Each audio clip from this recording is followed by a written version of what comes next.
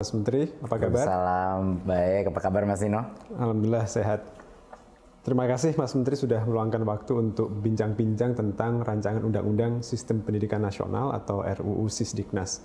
Seperti kita ketahui, pemerintah melalui Menteri Hukum dan HAM sudah menyampaikan usulan resmi pemerintah untuk memasukkan rancangan undang-undang ini menjadi bagian dari prolegnas prioritas kepada DPR.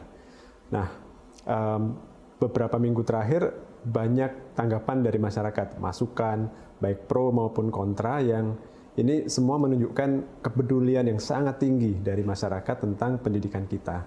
Betul. Salah satu yang paling hangat diperbincangkan adalah soal kesejahteraan guru nih, Mas Menteri. Nah, ini boleh nggak minta penjelasan Mas Menteri tentang mengapa kita perlu mengubah skema tunjangan yang sekarang sudah diatur di Undang-Undang Guru dan Dosen ini. Betul. Makasih Mas Tino. Sebenarnya RUU Sisdiknas ini adalah punya potensi positif terbesar terhadap kesejahteraan guru. Itu adalah satu hal yang sebenarnya yang telah kami di Kemendikbudristek telah memperjuangkan selama 1-2 tahun terakhir, adalah mencari jalan bagaimana caranya kita bisa meningkatkan kesejahteraan guru, dan bagaimana caranya kita bisa tidak mengecewakan guru yang sudah bertahun-tahun ini, berpuluh-puluh tahun menunggu tunjangan mereka tetapi masih mengantre dan tidak mendapatkannya. Jadi sebenarnya RUU Sisdiknas ini adalah kabar gembira bagi semua guru. Ini suatu hal yang saya rasa saya kepengen sekali berbicara langsung dengan para guru dan menjelaskan betapa besarnya potensi ini untuk meningkatkan kesejahteraan. Ya. Kalau RUU Sisdiknas ini terjadi, ada beberapa hal yang akan bisa tercapai. Yang pertama adalah RUU Sisdiknas ini menjamin bahwa guru-guru yang sudah menerima sertifikasi dan tunjangan tidak akan ada penurunan apapun. Mereka akan terus menerima tunjangan profesi mereka sampai dengan pensiun. Jadi aman, tidak perlu khawatir. Ya? Aman. Ada sekitar 1,3 juta guru yang saat ini menerima tunjangan dan mereka aman sampai pensiun. Ya. Ya. Tetapi ada 1,6 juta guru lainnya yang belum menerima tunjangan profesi, ya, tunjangan apapun, dan mereka ini sudah bertahun-tahun, berpuluh-puluh tahun menunggu jatahnya mereka. Peningkatan kesejahteraannya, ya. Betul. Kalau RUU Sisdiknas ini berhasil kita loloskan, yang 1,6 juta guru ini akan bisa langsung menerima tunjangan, dan artinya kesejahteraan meningkat tanpa harus menunggu proses sertifikasi dan mengikuti program PPG. Ya. Ini kuncinya ini untuk yang 1,6 juta guru. Ya. Plus, di luar itu, kalau RUU Sisdiknas ini digolkan, untuk pertama kalinya di Indonesia, guru-guru PAUD, saat ini ada sekitar 250.000 guru PAUD, guru-guru pendidikan kesetaraan, dan guru-guru pesantren itu bisa juga diakui sebagai guru. Dan pada saat mereka memenuhi syarat, mereka bisa juga menerima tunjangan. Ya. Jadi RUU Sisdiknas ini sebenarnya semuanya kabar gembira. Nah, sekarang saya kepengen menanyakan ke Mas Nino, kalau begitu kenapa ada begitu banyak suara-suara dan isu pro kontra yang sekarang sedang tersebar? Yang saya tanyakan Mas Nino. Kira-kira kenapa ini Mas Nino? Semua perubahan itu pasti menimbulkan kecemasan, ya. Ini perlu kita pahami, perlu kita maklumi juga. Karena itu kita melakukan banyak komunikasi publik, termasuk seperti dialog sekarang ini, Mas Menteri. Betul. Ada kekhawatiran bahwa pertama, bagaimana dengan guru-guru yang tadi sudah menerima tunjangan, kalau undang-undang yang lama dicabut, apakah tunjangan mereka tetap diterima? Dan ini Mas Menteri tadi tegaskan bahwa mereka tetap dijamin menerima tunjangan profesi yang sudah diberikan sampai dengan pensiun. Itu ada di pasal 145 ayat 1. Betul. Jadi di pasal RUU Sisdiknasnya, Betul. bukan janji dari pemerintah. Bukan, itu eksplisit ada. Ya, ada jaminan. Jadi ada aman. ketentuan transisi yang menjadi pengganti dari undang-undang yang dicabut. Ya, jadi itu aman.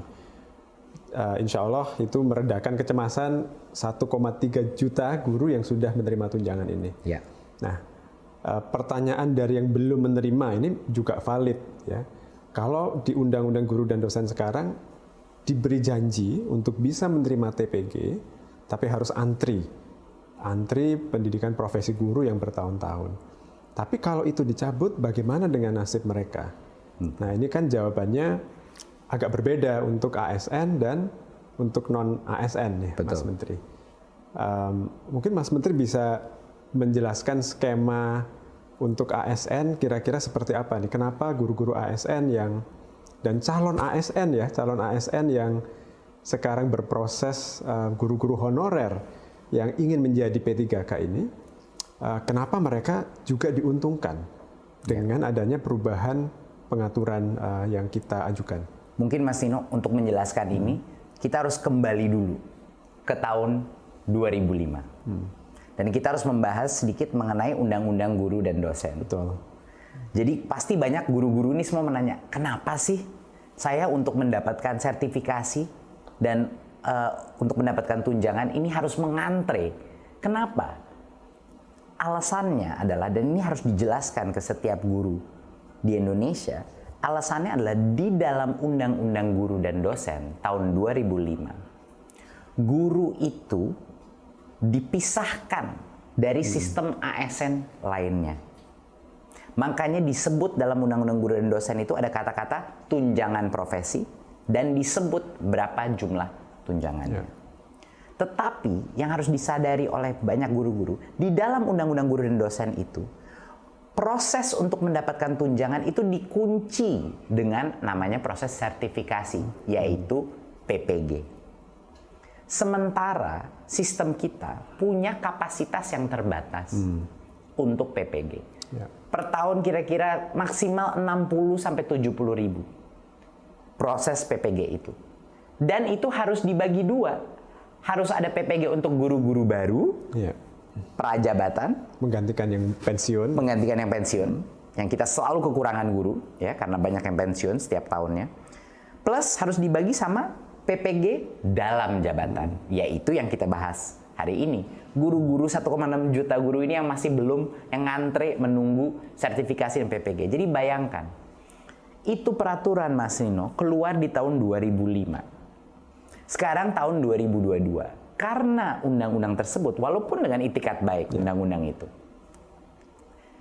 hanya 1,3 juta guru itu yang menerima sertifikasi. Jadi hampir 20 tahun untuk mencapai 1,3 juta guru disertifikasi. Kalau kita diam saja dan mengikuti peraturan itu, di mana disebut tunjangan profesi dan lain-lain, kita akan menunggu lebih dari 20 tahun lagi. Baru yang 1,6 juta ini bisa semua selesai disertifikasi, dapat PPG-nya dan akhirnya menerima tunjangan. Sekarang bayangkan, kalau kita menanyakan, kalau saya itu di daerah, dari Sabang sampai Merauke saya ngomong sama guru, kalau kita memberitahukan mereka, iya Anda harus menunggu 20 tahun lagi, iya mereka akan bilang, ya saya sudah pensiun Pak. Yeah. Mereka akan, hampir setengah dari guru kita, itu tidak akan menerima sama sekali karena sudah pensiun. Nah ini adalah suatu hal yang harus dimengerti oleh guru. Kenapa mereka harus mengantre? Karena di Undang-Undang Guru dan Dosen, mereka dikunci dengan sertifikasi karena ada pembedaan sistem tunjangan mereka. Makanya namanya tunjangan profesi disebut situ, itu yang membuat guru itu diperbedakan dari contohnya ASN lain.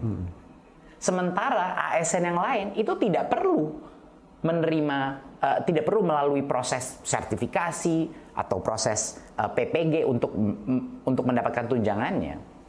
Jadi kalau misalnya Mas Tino, guru-guru ini disetarakan kembali dengan undang-undang ASN, ini untuk guru-guru negeri ya. Kalau mereka untuk P3K, guru PNS, kalau mereka disetarakan lagi dengan undang-undang ASN, mereka akan bisa menerima tunjangan langsung tanpa mengantre sertifikasi dan PPG. Jadi kenaikan tunjangan ya, Betul. tanpa harus sertifikasi. Tanpa harus sertifikasi. Saya ingin sedikit memperdalam poin itu, Mas Silakan. Menteri. Tapi kalau boleh saya rangkumkan yang disampaikan Mas Menteri ini adalah bahwa pengaturan di Undang-Undang Guru dan Dosen sekarang niatnya baik untuk memberi kesejahteraan yang layak bagi guru. Dan itu sama dengan niat kita gitu ya sekarang. Tapi itu sulit diimplementasikan karena mencampurkan dua hal. Satu, sertifikasi yang tujuannya adalah untuk kualitas, dan yang kedua kesejahteraan, tunjangan profesi untuk meningkatkan kesejahteraan. Betul. Dan urutannya jadi keliru urutannya ya. Kalau di Undang-Undang Guru dan Dosen sekarang sertifikasi dulu, kualitas dulu, baru boleh mendapatkan kenaikan tunjangan, kenaikan kesejahteraan. Padahal seharusnya ya kalau orang bekerja menjalankan tugas sebagai guru, otomatis dia seharusnya mendapatkan penghasilan yang layak. Dan itu adalah kenapa kita pagi siang malam berjuang untuk RUU Sisdiknas ini. Karena menurut kami di Kemendikbudristek, kalau orang itu bekerja sebagai guru, dia harus mendapatkan tunjangan. Ya. Kenapa harus dia menunggu antrean sertifikasi lagi untuk mendapatkannya? Tetapi situasinya, kenapa ini ada polemik di masyarakat? Karena ada berbagai pihak yang sekarang mempertanyakan, melihatnya hanya sangat dari permukaan saja. Mereka melihat kata tunjangan profesi itu dikeluarkan dari undang-undang. Seolah-olah kita ingin menarik tunjangan, padahal kebalikannya, Mas Nino. Kata tunjangan profesi itulah alasan kenapa 1,6 juta guru itu sekarang tidak menerima tunjangannya dan harus mengantre. Jadi disandra oleh pengaturan yang mengikat mereka harus sertifikasi dulu baru menerima penghasilan yang layak. Nah, kalau pertanyaan kritisnya begini Mas Menteri, kenapa tidak ya Kemdikbud mempermudah saja proses sertifikasinya? Berikan saja sertifikasi bagi semua guru yang 1,6 juta tadi. Ya, tidak bisa. Kenapa? Karena sertifikasi itu adalah, analoginya adalah SIM. Ya kan Mas Nino? Seperti surat izin mengemudi. Untuk bisa menjadi guru, harus tentunya ada izin bahwa guru ini kualifikasinya tepat. Jadi kita harus melindungi konsep sertifikasi untuk guru-guru baru sebelum mereka diberikan izin untuk bekerja sebagai guru, baik di swasta maupun di negeri. Ini harus ada proses kualifikasi siapa yang boleh menjadi guru. Gitu. Selama ini di Undang-Undang Guru dan Dosen ini kan digabung proses sertifikasi dan tunjangan. Kita ingin memecahkannya sehingga yang sudah menjadi guru ya udah kita putihkan mereka. Mereka kita bisa berikan tunjangan tanpa mereka harus mengikuti proses sertifikasi. Dan benefitnya adalah sertifikasi masih terjaga. Untuk guru-guru baru kita memastikan guru-guru baru yang akan menjadi regenerasi proses transformasi ini kualitasnya baik. Plus kapasitas PPG itu bisa 100% kita dedikasikan untuk pelatihan dan sertifikasi guru baru. Sehingga menutup kebutuhan guru kita yang setiap tahunnya itu selalu ada kekurangan karena pensiun. Jadi ini akan meredakan tekanan ya dari kapasitas dan suplai guru kita yang sudah dikomplain di berbagai macam daerah. Ya, itu adalah benefitnya. Jadi kenapa kita tidak bisa langsung saja memberikan sertifikasi pada semuanya? Karena kita harus menjaga marwah daripada izin untuk mengajar sertifikasi. Jadi itu kita lindungi. Tapi ujung-ujungnya, dan ini yang harus guru mengetahui, ujung-ujungnya yang penting buat guru yang sudah menjadi guru sekarang itu apa? Apakah yang penting itu adalah peningkatan daripada tunjangan mereka, peningkatan kepada kesejahteraan mereka? Ya ini adalah cara yang terbaik untuk mengembalikan mereka kepada standar untuk yang guru negeri, kepada standar guru ASN. Tentang konsep tunjangan profesi tadi, guru ASN itu kalau mereka dikecualikan, mereka tidak bisa menerima tunjangan yang diatur di Undang-Undang ASN. Betul. Gitu ya. Nah, pertanyaan kritis lainnya adalah, bukankah guru ini pekerja profesional yang seharusnya mendapatkan tunjangan yang disebut sebagai tunjangan profesi? Nah, jawaban terhadap ini kan sebenarnya menurut Undang-Undang ASN, tiap jabatan itu memiliki tunjangan khusus gitu ya, yang disebut sebagai tunjangan jabatan fungsional. Ya. Itu nanti bisa saja kita atur gitu ya Mas Menteri di dalam aturan turunannya bahwa tunjangan jabatan fungsional guru itu secara substansi sama dengan tunjangan fungsional yang diterima sekarang gitu. Hanya kita mengikuti rezim peraturan perundang-undangan, undang-undang ASN sehingga mereka bisa segera mendapatkan kenaikan tunjangannya. Betul. Pertanyaan kritis berikutnya adalah, bukankah sekarang guru ASN ya sudah menerima tunjangan jabatan fungsional itu tapi kecil sekali? Iya, dan itu benar sekali. Dan kenapa tunjangan fungsional guru itu kecil sekali? Kita lihat lagi, kita kembali ke sejarah. Kalau kita melihat posisi-posisi ASN lainnya, Mas Nino, itu tunjangan fungsional mereka itu terus meningkat, iya kan? Selalu ada penyesuaian meningkat. Tapi tunjangan fungsional guru itu jauh lebih rendah karena di tahun 2005 waktu Undang-Undang Guru dan Dosen itu keluar, timbullah ini konsep tunjangan profesi baru dengan 1 kali gaji. Karena ada pemisahan track guru untuk tunjangan, tidak ada insentif untuk pemerintah meningkatkan tunjangan fungsionalnya. Jadi ketinggalan tunjangan fungsional guru. Jadi tetap dibuat kecil ya, karena dianggap sudah ada pengaturan yang tersendiri. Betul. Jadi kenapa tidak naik ya? Karena mereka melihat Undang-Undang Guru dan Dosen kan sudah ada tunjangan profesi namanya. Ya.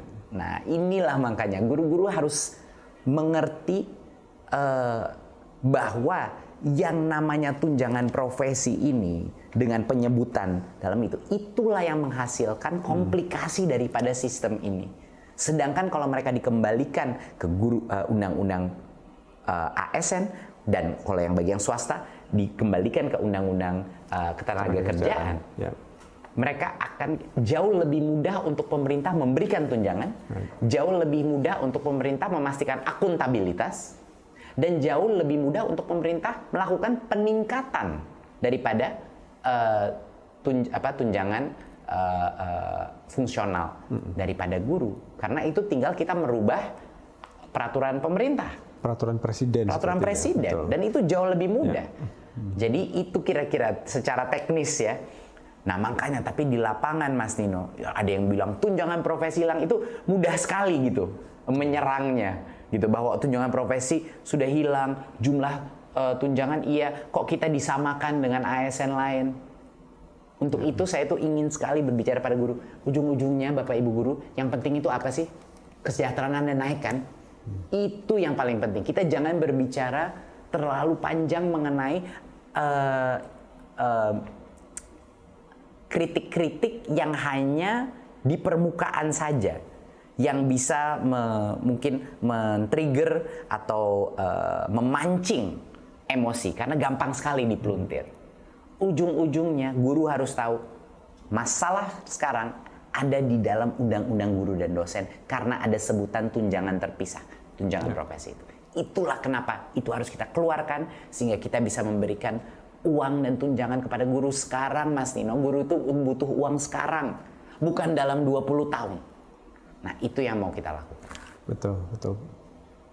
Nah, Mas Menteri kan tadi menyebut guru swasta. Ya. Yang tadi kita bicarakan itu pengaturan untuk guru-guru ASN. Betul. Yaitu PNS dan P3K. Jadi semua ini yang baru mau diangkat jadi P3K, ya, yang udah 300.000 diangkat dan akan ada ratusan ribu lainnya, ini juga masuk dalam kategori itu kan. Betul. Yang ASN, betul. Silakan. Betul. Kalau yang swasta gimana Mas Nino? Nah, kalau yang swasta ini pengaturannya agak berbeda.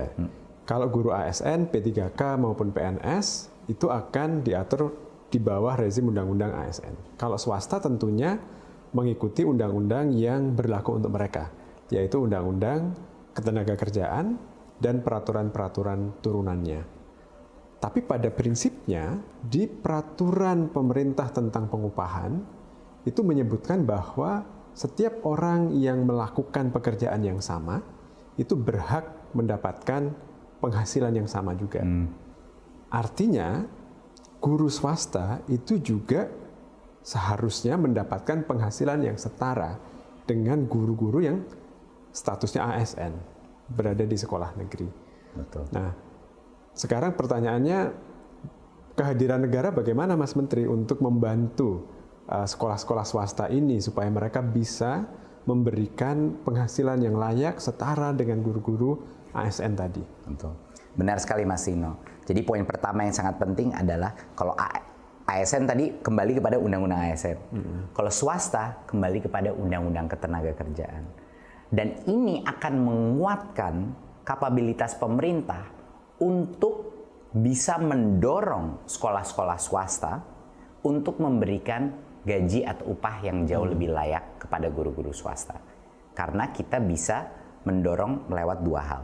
Yang pertama, kita bisa memberikan dana bantuan operasional sekolah yang lebih tinggi untuk menutupi mandat bahwa guru-guru itu dibayar sesuai atau setara dengan guru-guru PNS atau guru-guru ASN. Itu yang pertama. Jadi rencana pemerintah adalah setelah RUU ini keluar adalah untuk meningkatkan dana bantuan operasional sekolah swasta untuk memenuhi kebutuhan kelayakan upah guru-guru swasta. Itu adalah yang pertama. Jadi pemerintah akan hadir dengan memberikan anggaran tambahan kepada yayasan-yayasan, kepada sekolah-sekolah swasta untuk memberikannya. Kedua, bagi sekolah-sekolah swasta yang tidak menggunakan uang itu misalnya untuk memastikan bahwa gurunya dibayar di atas UMR dan lain-lain, dan kita melihat, saya udah banyak sekali sekolah, saya lihat yang guru-gurunya bahkan di bawah UMR Mas Tino, dan ini suatu hal yang tidak bisa terus terjadi. Ini memberikan kita, karena sudah menyambung dengan Undang-Undang Ketenagakerjaan, memberikan pemerintah kapabilitas untuk mendorong sanksi-sanksi. Dan untuk mengatur peraturan dana bantuan operasional sekolah itu, karena itu ada di bawah kontrol kita, untuk memastikan bahwa yang diprioritaskan dulu adalah upah yang layak bagi guru-guru swasta. Jadi dua mekanisme itu adalah benefit ya daripada perubahan di RUU Sisdiknas ini. Jadi melalui peningkatan subsidi kita, BOS, bantuan operasional sekolah, yang itu di bawah kontrolnya Kemendikbudristek. Jadi kita bisa memandatkan, mengharuskan sekolah swasta untuk memprioritaskan penggunaan dana BOS ini bagi penghasilan gurunya, kesejahteraan gurunya. Dan kalau itu tidak terjadi, ada berbagai macam sanksi yang bisa kita lakukan, termasuk penahanan dana BOS tersebut. Kalau misalnya yayasan itu tidak membayar upah yang layak, gitu. Jadi itu adalah garansi check dan balance yang akan kita lakukan kepada sekolah-sekolah swasta. Dan yang kedua tadi, justru karena ikut Undang-Undang Ketenagakerjaan yang aturan turunannya sudah sangat detail, sangat lengkap, melindungi hak-hak pekerja, justru karena itulah guru-guru di sekolah swasta ini bisa lebih punya kepastian hukum sebenarnya ya. Betul. Karena tidak dikecualikan lagi. Betul. Sekali lagi, kembali lagi. Masalahnya di guru swasta, kenapa banyak guru dibayar UMR dan lain-lain? Karena ini ada pengecualian guru di Undang-Undang Guru dan Dosen dengan adanya namanya disebut tunjangan profesi. Jadi baliknya ke situ lagi, Mas Nino. Ujung-ujungnya buat guru negeri, guru swasta, guru honorer, semuanya ini seperti yang Mas Nino bilang, tersandera dengan konsep tunjangan profesi guru. Padahal di Undang-Undang ASN dan di Undang-Undang Ketenagakerjaan itu bisa jauh lebih terlindungi dan bisa langsung mengalami peningkatan kesejahteraan. Itu sebenarnya.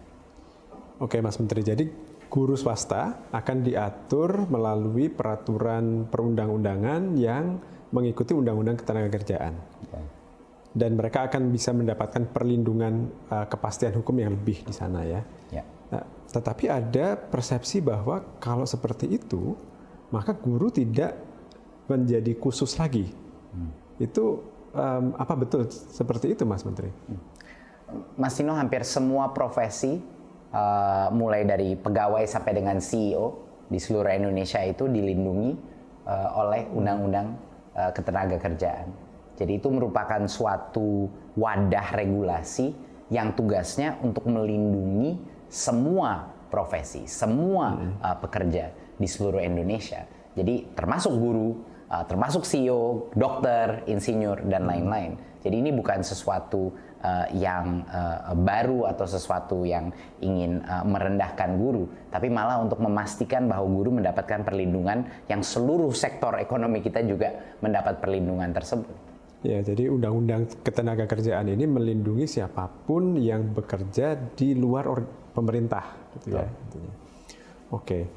Nah, saya ingin kembali ke sesuatu yang disampaikan Mas Menteri di awal tadi tentang guru PAUD, guru non formal, pendidik yang ada di pesantren. Kenapa kita melakukan perubahan tentang status mereka melalui rancangan undang-undang Sisdiknas ini, Mas Menteri? Jawabannya sangat sederhana, karena mereka itu guru. Mereka itu guru.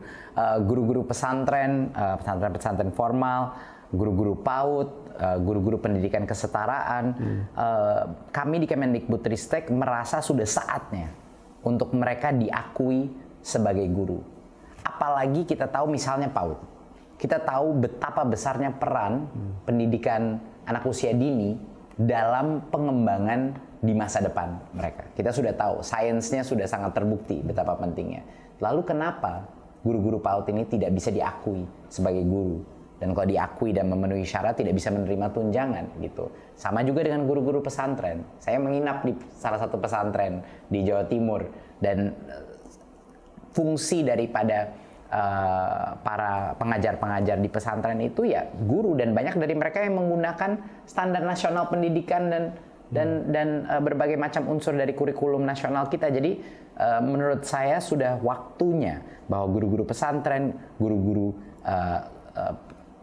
sekolah kesetaraan dan guru-guru PAUD itu diakui sebagai guru. Jadi sangat penting menurut saya bagi kelompok-kelompok ini untuk menyuarakan dukungannya terhadap RUU Sisdiknas ini agar masyarakat juga bisa mengerti kenapa mereka harus dan patut diberikan hak dan kesejahteraan yang sama dengan guru-guru lain. Itu bagi kami sangat penting bahwa ini tersebar berita bahwa kelompok-kelompok yang saat ini belum diakui sebagai guru akan bisa akhirnya mendapat kesetaraan sebagai guru.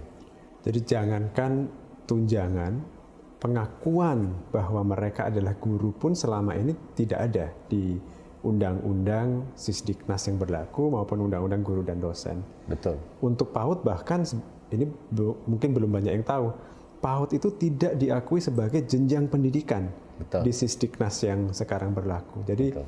Rancangan undang-undang Sisdiknas yang kita ajukan ini ingin membuat tata kelola yang jauh lebih inklusif dan jauh lebih adil bagi semua yang menjalankan peran sebagai guru ya. Betul. Jadi ini adalah RUU dengan aspirasi inklusi yang sangat besar. Jadi benar-benar arah dan spirit daripada RUU ini adalah inklusi. Ayo kita sama-sama gotong royong, kita libatkan yang tadinya dikeluarkan dari sistem, kembali masuk ke dalam sistem. Baik. Mungkin menjelang akhir saya ingin menanyakan tentang kepastian nih Mas Menteri. Semua yang kita sampaikan tadi itu tergantung pada peraturan turunan dari rancangan undang-undang Sisdiknas ini. Betul. Nah, apa jaminannya bahwa setelah RUU ini disahkan, peraturan turunannya akan mencerminkan apa yang kita cita-citakan melalui rancangan undang-undang Sisdiknas ini? Betul. Mungkin untuk menjawab itu saya menanyakan pertanyaan dulu. Apa jaminannya waktu undang-undang guru dan dosen di tahun 2005 memberikan tunjangan profesi? Ya. Apa jaminan yang telah terjadi? 20 tahun itu guru-guru menunggu dan hanya sebagian yang sudah menerima. Jadi undang-undang yang saat ini sudah ada itu pun ternyata tidak menjamin. Karena tidak bisa diimplementasikan ternyata. Betul, ya. Betul. Nah, itulah alasan kenapa pemerintah sekarang mengambil posisi dan sedang menyiapkan berbagai macam peraturan turunan yang kami siapkan untuk tahun ini dan tahun depan. Inilah kenapa ada urgensi bahwa masyarakat terutama guru harus bersuara untuk mendukung RUU Sisdiknas ini. Agar di tahun 2023 semua peraturan turunannya sudah bisa siap selama kita masih berada di sini di tahun 2023. Ini adalah poin yang menurut saya sangat penting. Dan bagi mungkin pihak-pihak yang masih tidak punya kepercayaan kepada pemerintah dalam aspek kesejahteraan guru, saya mudah sekali menjawabnya. Track record kita selama ini, Mas Nino, di Kemendikbudristek adalah keterpihakan yang sangat jelas kepada guru. Dan ada jutaan guru yang sudah merasakan keterpihakan Kemendikbud. Contoh, bantuan subsidi upah di masa COVID, itu kita yang perjuangkan. Pulsa bagi guru-guru dan murid-murid pada saat itu kita yang perjuangkan.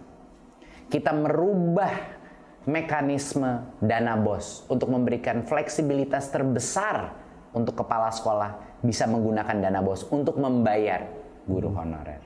Dan selama berpuluh-puluh tahun baru sekarang ada titik terang untuk para guru honorer. Dan 300.000 guru honorer sudah menjadi P3K dan ratusan ribu lainnya akan menjadi P3K dan ASN. Dan grup-grup ini P3K pun yang akan menerima benefit daripada tunjangan fungsional yang bisa langsung diberikan kepada mereka daripada menunggu antrean lagi untuk sertifikasi. Jadi, poin saya adalah saya dengar banyak suara-suara di luar situ yang selalu mencurigakan terhadap pemerintah saat ini. Tapi saya tidak perlu menyebut janji-janji ke depan. Lihat saja track record kita ke belakang. Betapa besarnya perjuangan kita untuk kesejahteraan guru. Dan kenapa kita mau merombak ini RUU Sisdiknas adalah untuk ini. Kenapa kita siap merepotkan diri, berjuang di parlemen, berjuang di Kementerian Keuangan, berjuang di Kemenpan RB untuk melakukan ini. Perjuangan ini adalah terutama untuk memastikan sistem ke depan memprioritaskan kesejahteraan guru. Jadi itulah yang bisa saya sebut kita ingin masyarakat dan terutama guru-guru untuk percaya dengan kita dan di tahun 2023 peraturan turunannya akan mencerminkan semua dan mencerminkan semua visi dan aspirasi tersebut. Dan saya yakin di tahun 2003 pada saat peraturan turunannya keluar dan RUU ini sudah digolkan, guru-guru akan tenang, guru-guru akan benar-benar merasa jauh lebih aman dari sisi kesejahteraan. Itu harapan besar saya. Jadi ada urgensi kenapa kita perlu membahas rancangan undang-undang ini bersama dengan DPR nantinya, Mas Menteri ya. Betul. Mungkin yang perlu kita tekankan juga adalah bahwa kita menjalankan semua prosedur dalam penyusunan undang-undang. Jadi kita mengikuti peraturan perundangan tentang pembentukan undang-undang dengan setia. Mulai dari tahap perencanaan dan sampai nanti kita membahas dengan DPR. Pelibatan publik juga sudah kita lakukan. Kita punya website yang memungkinkan masyarakat mengakses semua naskah akademik maupun naskah undang-undangnya secara lengkap dan juga memberikan umpan balik pertanyaan, masukan, pasal per pasal di sana. Jadi insya Allah kita terbuka melakukan proses ini. Kita tidak ada yang ditutup-tutupi. Ini semuanya terbuka dan kita justru ingin masyarakat berpartisipasi secara bermakna dalam proses penyusunan ini, Mas Menteri ya. Betul. Dan mungkin dari saya ingin memastikan bahwa harapan besar saya adalah guru-guru tidak terpancing dengan berbagai macam tuduhan yang tidak berbasis logika dan fakta dari apa yang kita inginkan. Ya. Jadi sekarang kita untuk mereview ya Mas Nino, kita sudah menjawab tadi kenapa tunjangan profesi dan jumlah tunjangan harus dikeluarkan. Karena itulah alasan guru-guru sekarang tidak bisa menerima tunjangan. Kita sudah menjawab, yang sudah dapat tunjangan bagaimana? Apakah mereka akan dirugikan? Tidak. Di undang-undangnya dijamin mereka akan terus mendapatkan sampai mereka pensiun. Ya kan? Ketiga, bagi guru-guru swasta, kita memastikan bahwa kita akan meningkatkan bantuan operasional sekolah pada mereka dan juga akan menggencarkan peraturan undang-undang ketenagakerjaan untuk memastikan mereka tidak dibayar di bawah UMR, ya, mendapat tunjangan yang layak. Jadi sudah aman. Keempat, bahwa guru-guru PAUD guru-guru pendidikan kesetaraan dan guru-guru pesantren formal akan bisa diakui sebagai guru dengan semua benefit dan tunjangan yang ada di sini. Ya, jadi ini semuanya adalah kabar gembira dan kami sudah membicarakan semua aspek apa tadi kritik-kritik yang dilemparkan. Dan sebenarnya satu hal yang sangat penting adalah saya diminta oleh Pak Presiden, mandatnya Pak Presiden adalah dalam RUU Sisdiknas ini kesejahteraan guru harus terjamin dan meningkat, bukan hanya terjamin, meningkat kesejahteraan guru. Itu adalah mandat yang diberikan Pak Presiden kepada kami di Kemendikbudristek. Dan karena itulah RUU Sisdiknas ini harus dilihat sebagai masyarakat sebagai suatu hadiah yang harus dirayakan, harus didukung, tapi juga silahkan berikan input, berikan masukan. Tetapi ini adalah suatu hadiah bagi para guru-guru yang saat ini belum ada kepastian mengenai kesejahteraan mereka. Baik, terima kasih banyak Mas Menteri atas waktunya untuk berdiskusi tentang RUU Sisdiknas ini. Terima kasih juga Mas Tino. Terima kasih.